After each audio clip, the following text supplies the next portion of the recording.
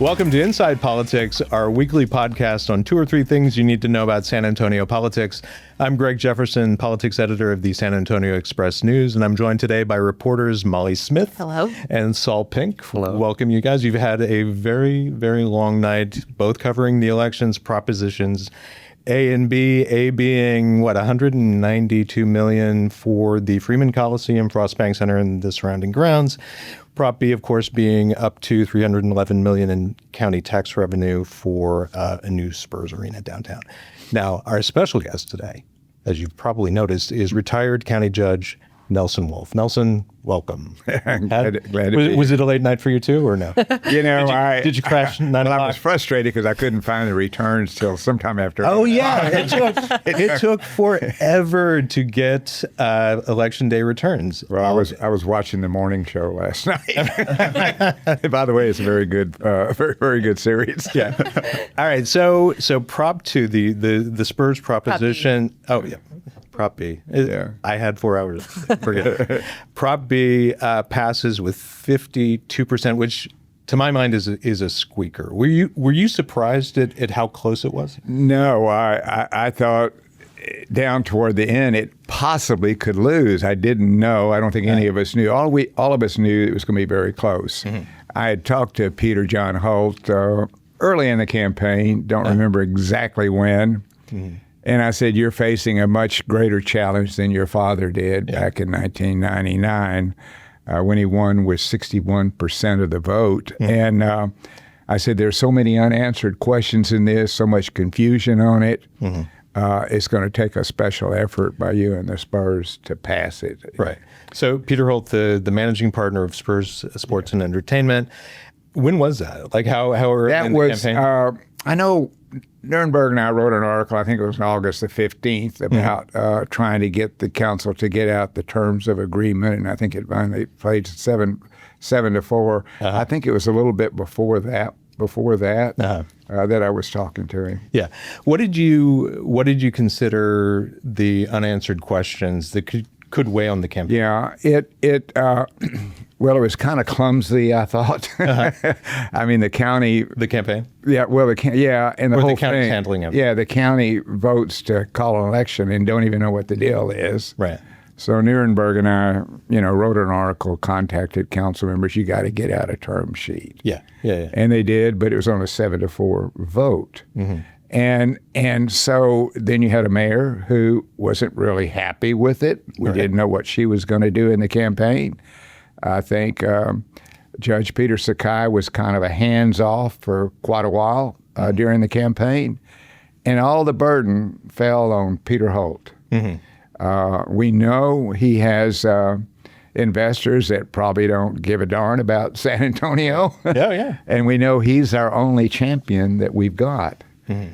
And had it not been for Peter Holt, not only the money, which was important, but also his personal involvement, I don't think it would have passed. Yeah. It had to be him to carry the whole load. And so the term sheet that council didn't approve that until wasn't about 2 weeks after?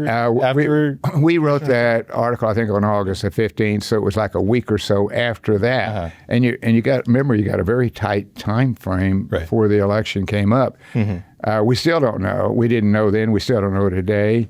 The city's got to buy the land to begin with. Mm-hmm. That's got to be completed with UTSA. Mm-hmm. We don't have a parking plan. We don't have an infrastructure plan. Mm-hmm. And we really don't know how the final, the term sheet is not binding. We don't know how the final outcome will be. Mm-hmm. I've always felt that this was just the beginning, whether it won or lost. Mm-hmm. And Mayor Jones, who's been, kind of off by herself a little bit, I guess you might say, but she'll play a major role. Uh-huh. And the most significant thing that happened last night, she came over to the campaign. Right. And Peter Holt went out of the way to thank her and realize we got differences and we'll work together. So we had to have a lot of confidence in a bunch of unanswered questions. Mm-hmm. And we'll see how those turn out. So I mean, first of all, so he seemed to offer an olive branch. How did she respond? Because I don't think she I don't think she said much. No, she didn't say much. at that party. I think she might have said hello. She did write an article for y'all. Yeah. And she did put in the article that regardless of whether it passes or not passes, we need to continue negotiating. Mm-hmm. So I took that as a positive thing, even if it failed. Mm-hmm. And so she shows up and she says, I'm ready to talk about it. Now, how it all plays out, it's really, the county is sort of peripheral player. It's really the city now that has to answer all these questions. And I don't know how soon you can get the answers, you know. So the negotiations now, not only just for the arena, but for all the other things that have got to be done. And Project Marvel, there's still questions about where's the funding going to come for that. So there's a lot, and I think voters were very confused. I was very, I would say, I won't say angry, but the confusion was really bothering me, and I was very critical of how it was handled. But it prevailed, but very close. Right. Now, I have a lot of respects for Cops Metro, who opposed it. They supported the first one, you need to remember, in 1999. They didn't support this. Or did they oppose the one in 99? No, they didn't, because what happened then, the city council wanted to use sales tax, county wanted to use hotel motel, and they went with the county. So they were okay with the county's use of venue tax? Instead of using the sales tax that the city was proposing. This time, they were against it, and I guess principally because of all of the confusion about missing parts that still need to be done. I think there's two takeaways. I don't want to forget to say this. Two takeaways. Emotional IQ always prevails over intellectual IQ in a political showdown. And the wording is important. Right. The one that wrote the best article for you guys using those arguments was Henry Cisneros. I wrote down some of the things he was saying. If we go against this, we're on a downward spiral. We got to remember the Spurs brought us 5 national championships. They are a common denominator that brings all of us together. And if we don't do this, there's a risk they're going to move. That's the emotional part. Forget the details. Okay. Can I play devil's advocate? Sure, yeah. I read that piece with a lot of interest. As you can imagine. Oh yeah. And to me, it seems like I have a lot of respect for Henry Cisneros. Yeah. But in this case, it felt like a fear-driven kind of argument. Well, that's what emotion's about. Right. But I mean, I think that is, I think in this case, there's room in a campaign, or maybe should be, to step back a little bit and say, these are public dollars we're talking about. Yeah. And have a kind of a more rational. It's not rational. Okay. So you think just forget that totally. Just You're right about the rationality. Because I mean, you could argue. I think the questions that Mayor Jones was raising, I think those were totally legitimate questions. Yes, they were. And for having asked them, I think she was seen as an opponent of Prop B. And I think maybe, perhaps in her heart of hearts, maybe she was, but she always maintained a public position that, look, she wanted to deal with the Spurs. She obviously wanted to keep them at San Antonio, and she wanted an agreement, but that was fair for the city. That's right. So but that just didn't seem to be part of the yes campaign. I mean, it was all about, it was all about either the grandeur of the Spurs past, or you're a dummy who lacks vision. You either love San Antonio or you don't love. It's like a vote against Prop B is an angry letter to the Spurs saying get the hell out. Go to Austin. Or that's right. That's what won the election. I am curious though. Prop B passed with 52%. Yeah.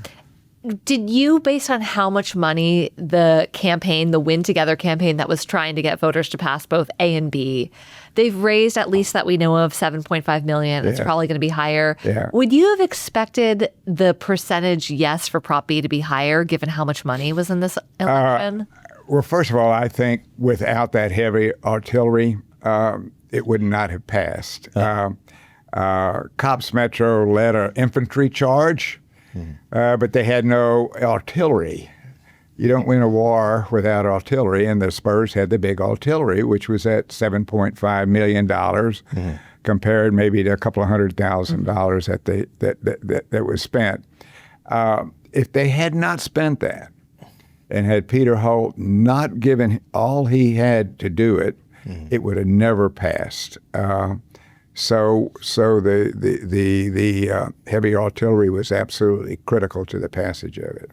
There are a lot of parts of this deal that still need to be negotiated, and I'm curious if you think that the narrow margin of victory, does that give the city or the county any leverage in negotiating over the Spurs? I think one thing you need to look at, which I've not seen yet, in the 1999 election, there were only 45 precincts that went against it. You need to look at the map today, and you need to look at the city of San Antonio. How did those precincts go? How many voted against it? What was that percentage? Because all the cards are in the hands of the city. And it's my understanding that they will have to go to a vote for the infrastructure, which is $250 million or so. So if you look at that, you're going to be able to determine where the power pieces are as it goes into negotiation, who's going to hold the upper hand to get the things that they think are important for the public. And in the non-binding term sheet that council voted on, it's a city-owned facility. The city gets $75 million in community benefits. Yeah. Is this a good deal for Bexar County on the county side? I don't know what the county's thinking. I'm not sure. You're going to have two arenas within, 3 miles. A brand new $1.2 billion arena is sure as hell going to do a lot better than a $200 million arena over here. So the competition is going to be tough, I think. I don't know of any other city that has two arenas that close to each other. So the rodeo, though, may be the ones that save the county, depending on, you approved $192 million, whatever it is, to build some new buildings and expand the scope of the rodeo. The question is, can the rodeo make up for what I think will be a losing large arena? And they have a plan to do that, and they could really revive the site by the other things that they will do to offset what I think will be a problem with their arena. And what do you make of that plan of hosting Western-style events year-round there? Like, do you think that's a feasible way of keeping those grounds up? If I had lived back there, I'd probably been fighting on the side of the Indians. So I don't know that much about the. So you're not a rodeo fan? Is that what you're saying?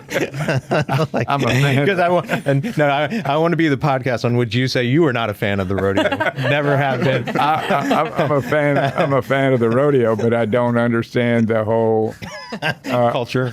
Well, the culture part of it, and I don't understand what the national impact is.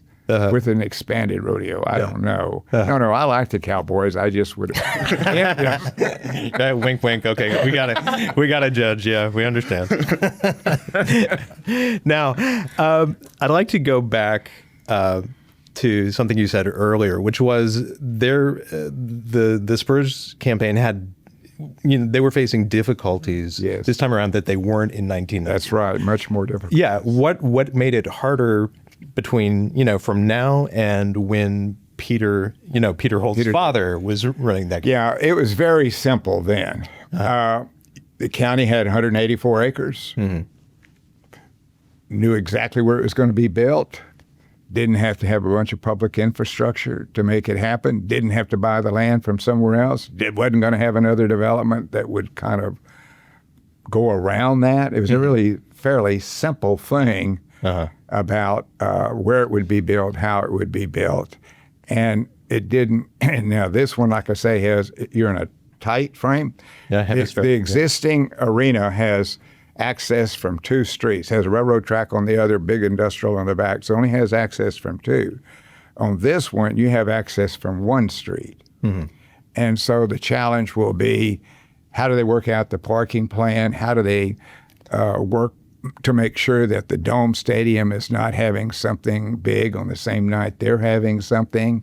Because there'll be, under the tentative agreement, the Spurs will have the lease and run the arena. City runs the Dome. Right. So there'll have to be some coordination there. What are you going to do to protect the neighborhood? So, and then how does this it's 14 acres. So how does the balance of this land, who's going to develop it, what's going to be there, Right. how's that going to be beneficial? And then, on top of all that confusion, where's the city going to get the money, and do they have it to expand the convention center, to move the water plant, to build a bridge over was it 37, 35? Yeah. I think that part's off the table now. The bridge gone? Yeah. Okay. It's gone. We lost the bridge. and then renovate another building there. So there's questions about, well, how's all this going to work, and who's going to pay for it, and where's it going to come from? So there's a lot of questions. And so the next several months, the city, and like I say, it's a city-driven project. The city will have to kind of sort all that out along with the Spurs. You'd mentioned you thought that maybe Mayor Jones would have a prominent role in talks. I think she why will. do you think that? Well, I think. And we're talking about in talks with the Spurs? Yeah. Okay. Well, a prominent role in negotiating the deal. Okay. I've been to, I don't know her well. I wasn't part of the Spurs campaign, so I don't know all the inner workings of that either. But I've seen her, maybe 3 or 4 different events, and she is very articulate, very smart, apparently has a little bit of trouble getting along with folks. But, you noticed? But she will play a major role. You got because she chose to not take a stand on this. Had she got out and campaigned against it, it would have never passed, I don't think.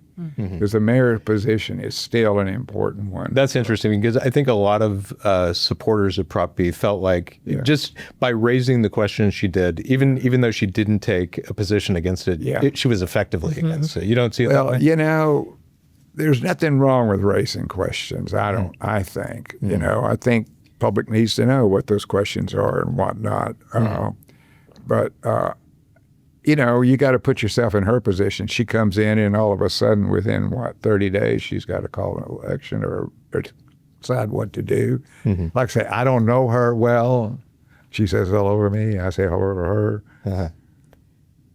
Yeah, you definitely didn't endorse her, right? No, I supported Beto Altamirano, who came in 3rd, but bright young guy. So I'm probably not on her A list.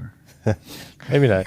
What role how do you think she should, if you were her, how would you kind of lead in this next phase? Well, it's really kind of the ball's in the city's court. Yeah, there's 2 things she has said, and she needs to stay true to those principles. Number 1, do an outside independent study of what the impact of the arena is, as well as the other development. I think that is one thing she could certainly do, and get the city council to support that. The other thing she has said over and over again, I want some revenue sharing.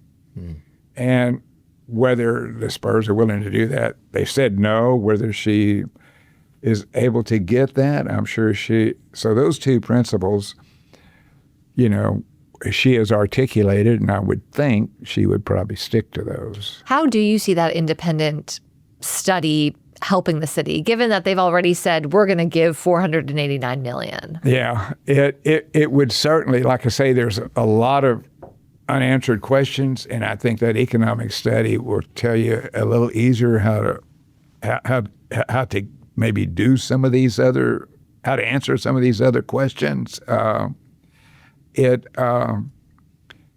It's just like I say, it's a lot of things on the table that need to be worked out, and hopefully they will. I think the arena would be better downtown When you look at it from the Spurs perspective, it's hard to quantify what the Spurs mean to you, but they do give us an international presence we never had. They do bring us together. It's our only team that we've got, and they've been here over 50 years.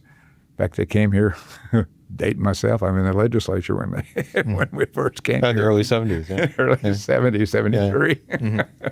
So they're part of the fabric of San Antonio, more so, I think, than anything else. And people are willing. Many of them are willing to, okay, we don't know the answers. We know there's a lot more to do, but let's see if we can get it done. Right.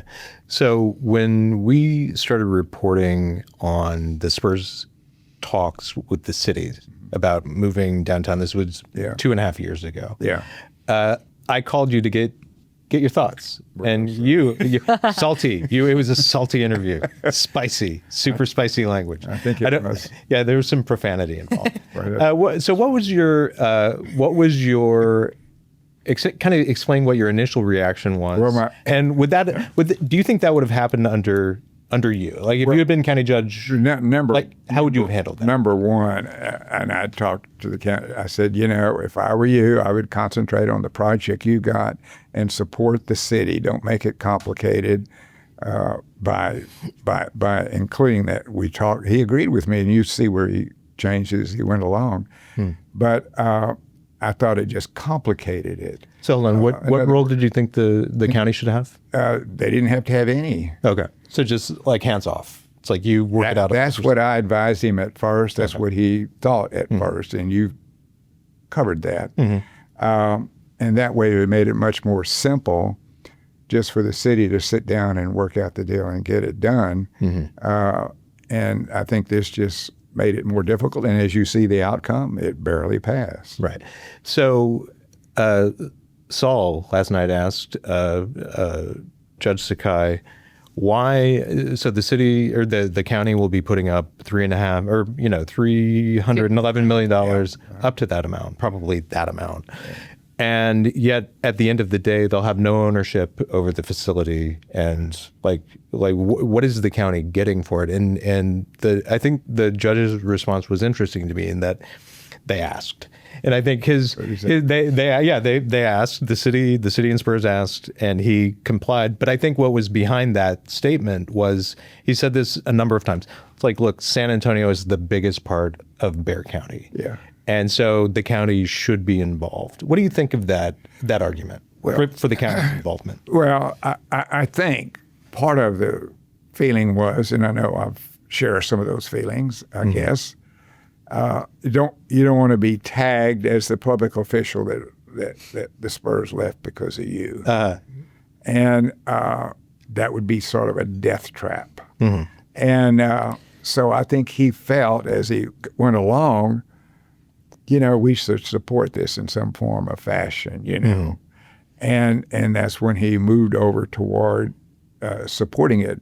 So I think he wasn't looking at what was in the interest of the county. I think he was looking at this could help save the Spurs. I don't know. You'd have to ask him how he was thinking, but I think that might be. Do you think it was, this fear of losing the Spurs, was it ever, to your thinking, was it ever a real likelihood or possibility that the Spurs would take off if the county raised some objection? I think, I don't know. I don't think that would necessarily be it. Like I say, my argument at the start of this was let the city do the deal. They've got the funding. They got the control.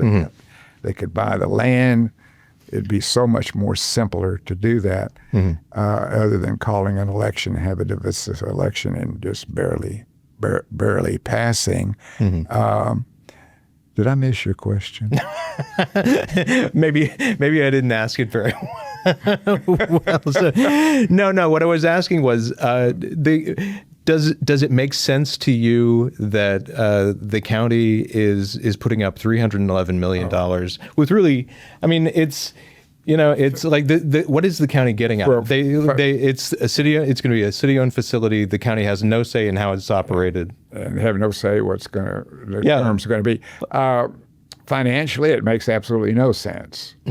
But from the standpoint of trying to keep the Spurs here, I think you could make the argument that, hey, we're making a contributor to keep the Spurs here. We're not looking for a return. Yeah. And do you buy the argument that had the county been unwilling to give money or the deal, maybe the Spurs would have had to pay more? I mean, do you really think that it's credible, this idea that the Spurs are going to leave, given that they've never publicly said we're looking to leave San Antonio? What makes it credible is that the only link we've got to the Spurs is Peter Holt, but he only owns 40% of it.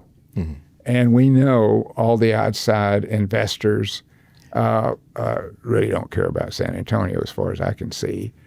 And if you're an investor and you're looking to make money off your investment, how do you make money off of a sports venture?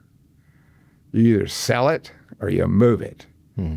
So there is a legitimate fear that these outside investors, and remember we used to have all local investors, that these outside investors could, pull the string and say we're getting out of here. Mm-hmm. So yeah, and just to name some of these investors is Joe Gebbia, co-founder of Airbnb, Michael Dell, a billionaire from Austin, tech guy, Sixth Street Partners, a San Francisco private equity firm. Yeah. So they became investors in the Spurs 3 or 4 years ago, and at that point the Spurs come to you. Yeah. You'll remember they wanted to amend their relocation agreement to play 2 times a year in Austin.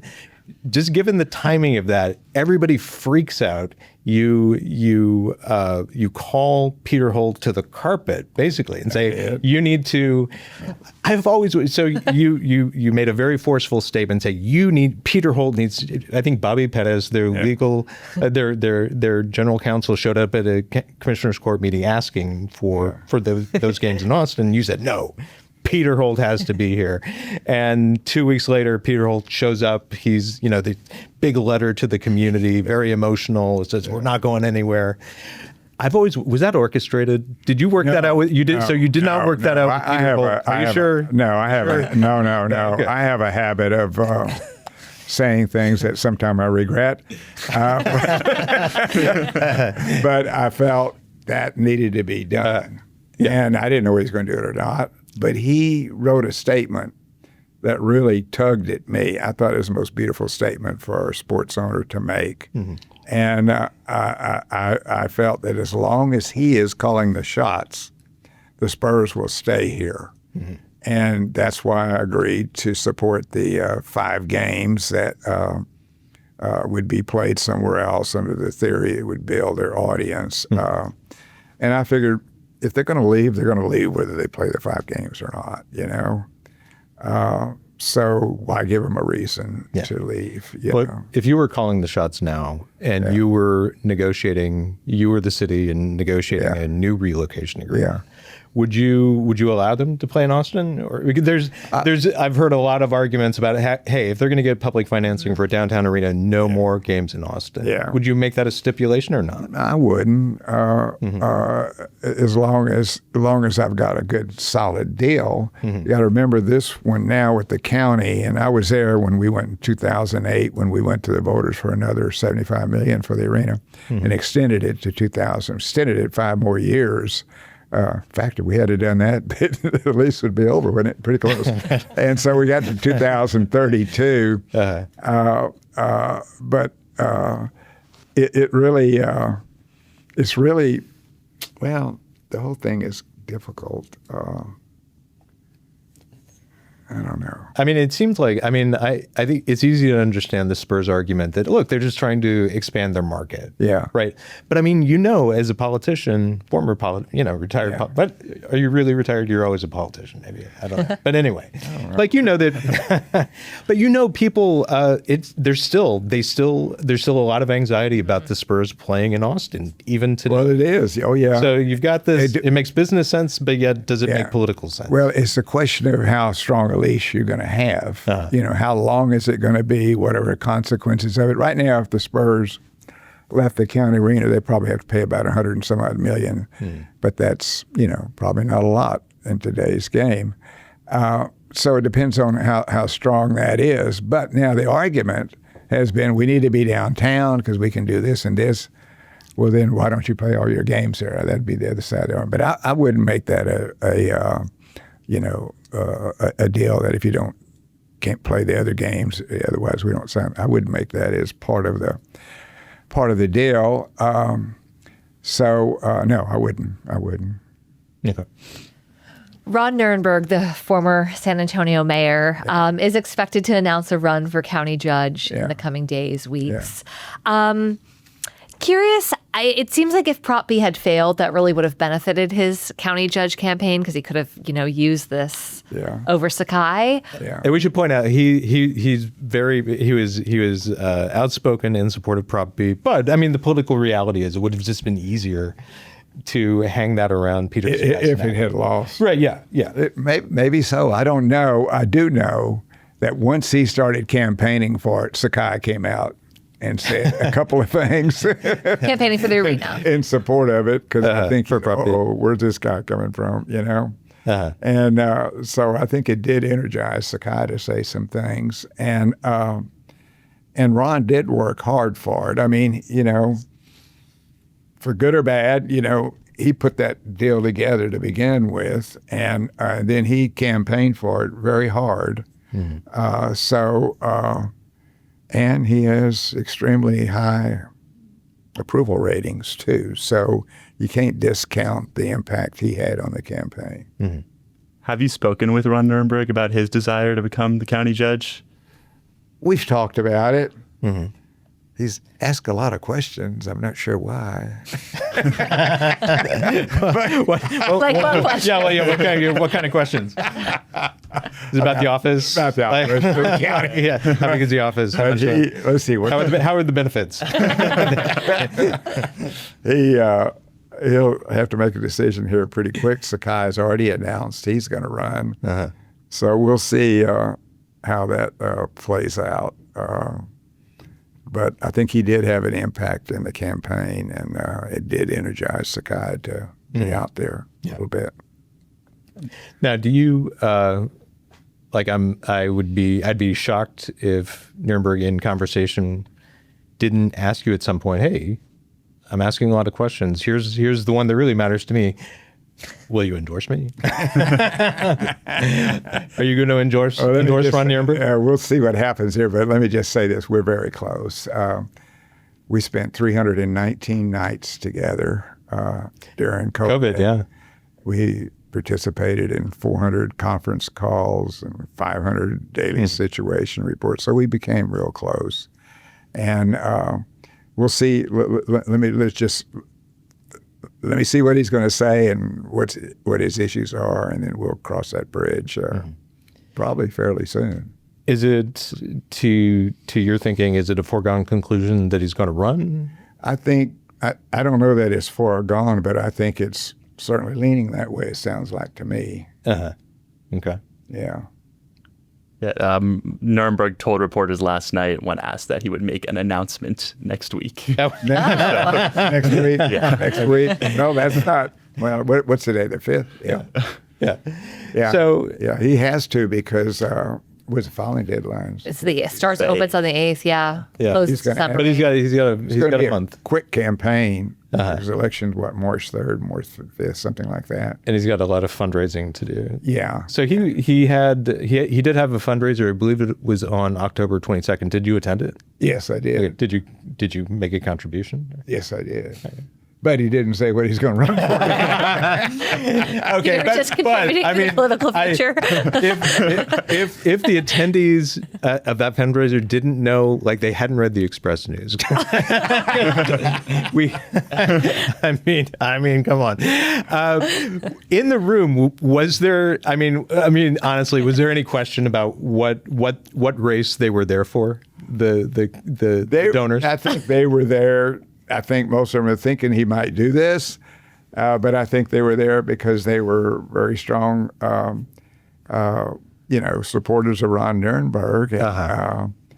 I think they were ready to go with him, whether he decided to run for that or run for a statewide office or whatever.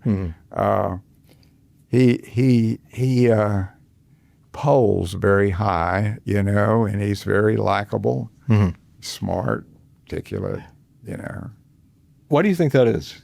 What? Why do you think he polls so well? I mean, UTSA, his job approval rating was always very high. Yeah, I think Higher than Sakai's. Yeah, Much better name ID. Yeah, and yet, I mean, if you ask even people who follow City Hall fairly closely, like, okay, what was name, the top 3 or 4 big things he did? I think they might struggle to give you an answer. So what's the appeal of Ron Nirenberg? Well, first of all, he has to articulate why he wants to do this, and I'm not sure what that is. But he's sort of a consensus builder, and he's able to articulate very well what he wants to do. I don't know that you can point to any big capital projects. I mean, he did pass the workforce, et cetera. But running against incumbents is always hard. I've held 5 different offices. 3 of them I beat incumbents, so they can be beat, believe it or not. And but the establishment never supported me when I ran against an incumbent. So they're going to be behind the judge, and he's going to have his strong supporters, and he'll have his money. He's already got $400,000 or so. So you can't say for sure this is a race that either one of them are going to run. But Nirenberg is very strong and works extremely hard. What's the case that you see Sakai making to voters about why he deserves a second term? Why he deserves a second term?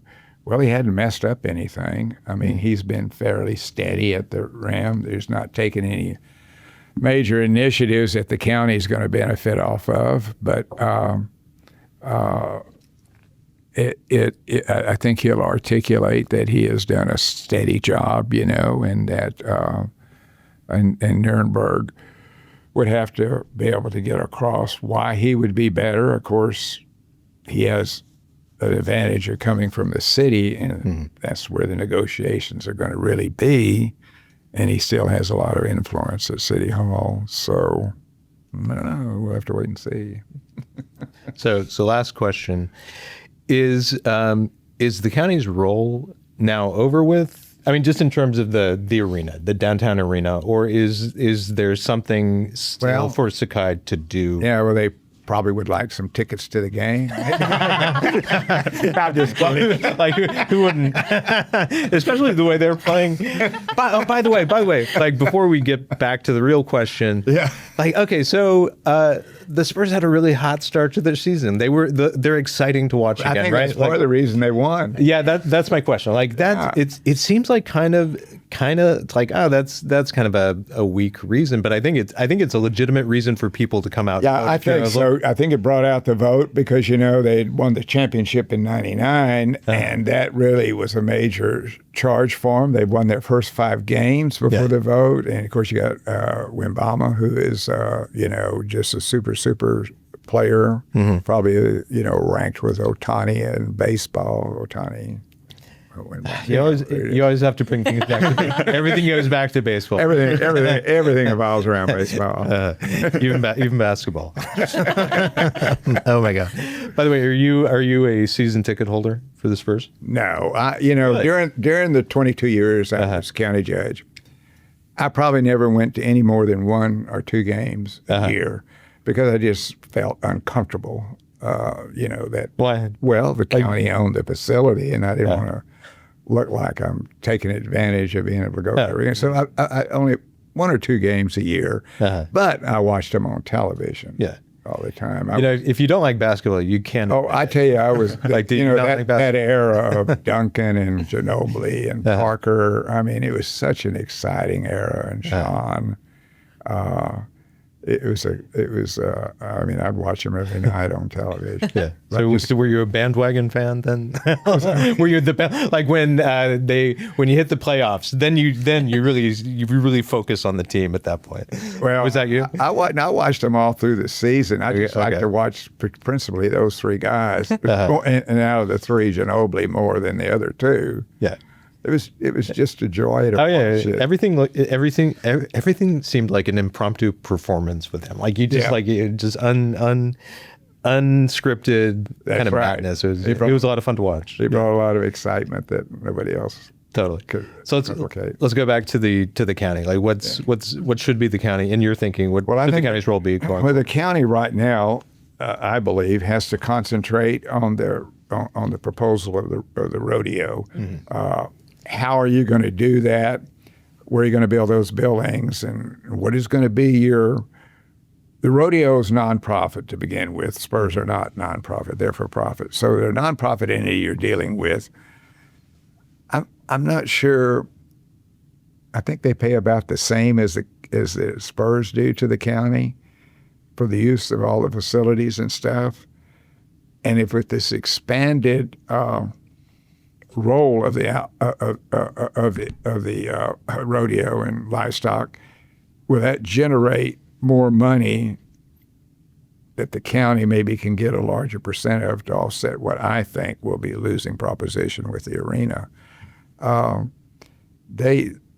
If I were the county, I'd very much be concentrating on that and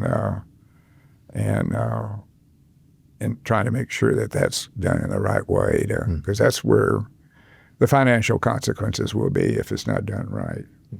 Okay. That's a good place to leave it, unless you have a joke. Do you have a joke you want to tell us? This is a family podcast, keep in mind. Anyway, never mind. So thank you very much for joining us. And we'll bring you back in a couple of months as things progress. But thank you. Yeah. And thank you for watching. Please, if you've not signed up for the ENside Politics newsletter, do so. I talk about it every week. But it really is so much better than it was just 3-4 weeks ago. We've made a lot of improvements. Check it out. Go to show notes, click on the thing, and sign up. Thanks a lot, and we will see you next week.